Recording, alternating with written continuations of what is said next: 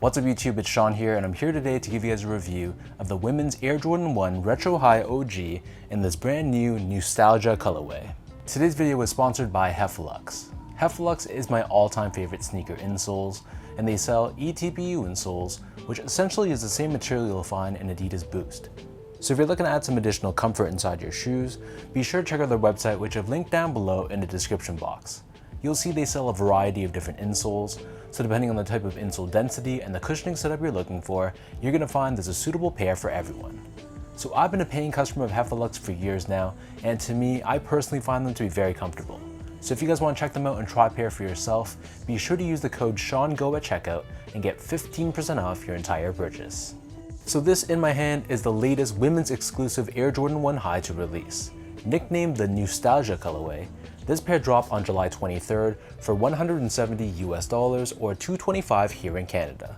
Also nicknamed as the Chenille Air Jordan 1s, the official colorway for this shoe is actually light iron ore, varsity red, and sail, and these come packaged in this red-based Nike Air Jordan 1 box with Nike branding on the top in black. So these are constructed in your typical Air Jordan 1 High fashion. As we take a deep dive into the details, on the toe box, this is covered in a very soft white colored leather. Like all your other Air Jordan 1s, this leather here is perforated, and then surrounding the outer edge of the toe box, we have a varsity red colored leather, which also feels pretty soft to the touch as well. This same red colored leather covers the eyelets of the shoe, and then beneath this on the quarter panel, we have more of that white leather, but of course this portion is unperforated.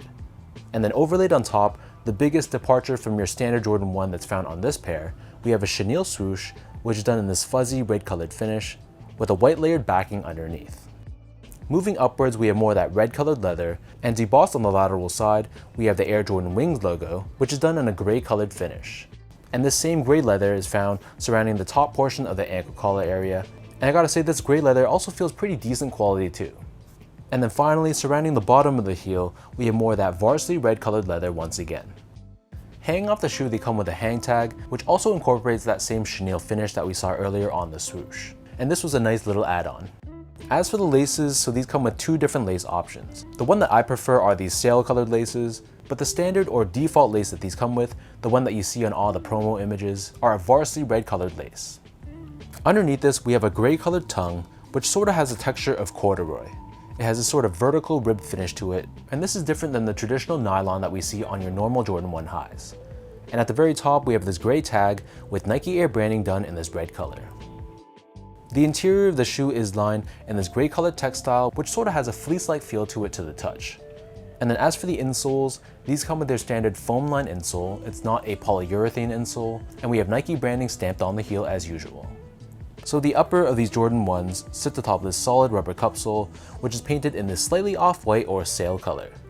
And encapsulated within the midsole but not visible to the eye, there is Nike Air technology for cushioning. Finally, turning this pair over to the bottom, this is your standard Air Jordan 1 outsole. This is entirely done in this varsity red color. We have the circular pivot point on the forefoot and Nike branding right in the middle. So that breaks down the look and the construction of these Jordan 1 highs. And for those wondering about sizing, so because this is a women's shoe, I got these in a size 11.5, which is the equivalent to a men's size 10.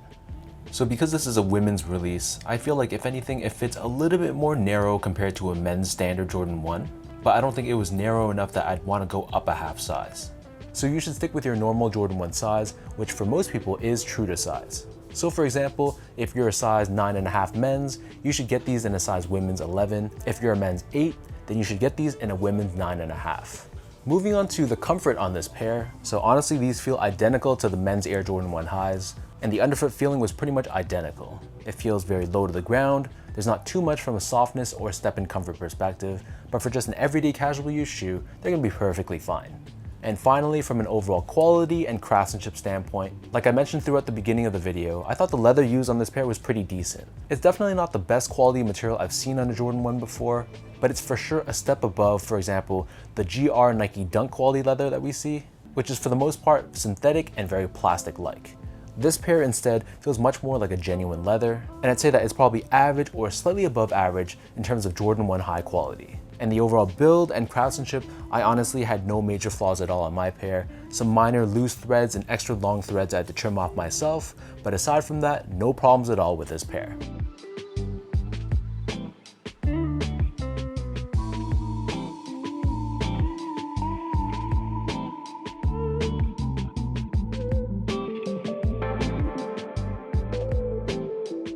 So with all that out of the way now, let me lace these up and I'll show you guys how these look on feet.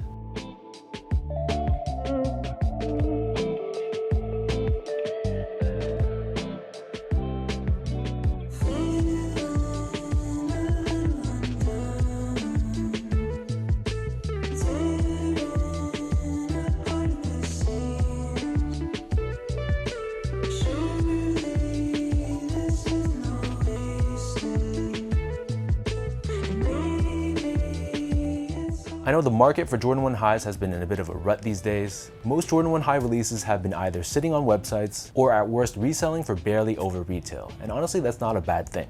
I haven't checked the prices on this pair specifically, but I know this pair was sitting on Nike.ca, which is our Nike Canada website, which is pretty good as far as an Air Jordan 1 goes. But in terms of my personal opinion, I think this colorway is really nice. There's only so many ways you can kind of reinvent a red and white Air Jordan 1, but I think by incorporating the gray and the chenille swoosh, kind of gives it more of a varsity feel, kind of like a UNLV dunk for example. So let me know in the comment section down below what you guys think about this pair. For anyone watching, were you guys able to grab a pair for yourself?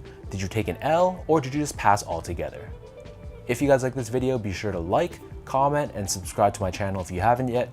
You can follow me on Instagram at esco8, check me out on Twitter as well at sean.go, and visit my website at seango.ca. So until next time, thanks so much for watching. Hopefully you guys enjoyed this video, and I'll catch you guys all in my next review.